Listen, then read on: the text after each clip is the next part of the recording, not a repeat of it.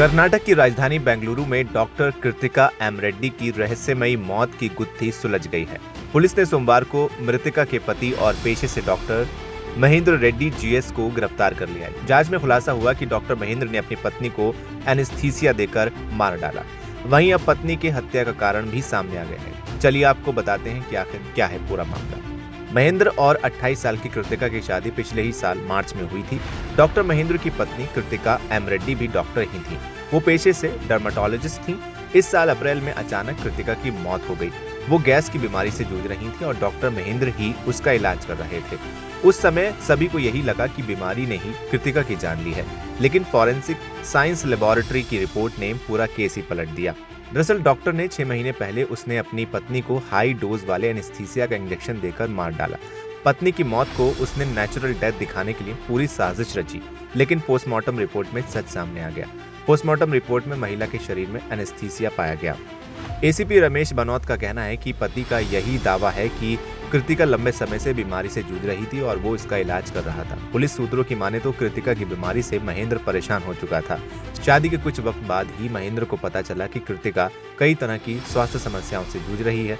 वो इस बात से गुस्से में था कि कृतिका के घर वालों ने ये बातें उससे छिपाई।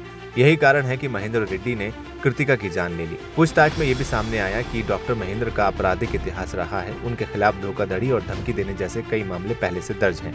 अब पुलिस ने इस केस में हत्या की धाराएं भी जोड़ दी हैं। मृतक महिला डॉक्टर के पिता का कहने पर इस केस की फिर से जांच शुरू की गई है।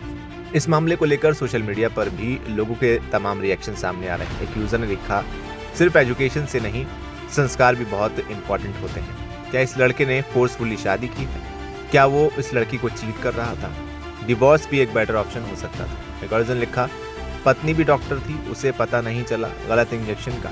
एक और जन लिखा, गैस की समस्या होने पर कौन मारता है भाई, इलाज करवा लेता, अब जेल में चक्की पीसिंग। एक और जन लिखा, गैस की कोई बीमारी नहीं होती, वहीं डॉक्टर को गैस टेम्परेरी हो सकती है जिसमें बस एक कैप्सूल लेने से काम चल जाता है, पर कोई इंजेक्शन लेने की जरूरत नहीं होती। और जाहिलो ज्यादा बकबक नहीं, अब एनेस्थीसिया मालूम है तो बीमारी का भी नाम बताओ।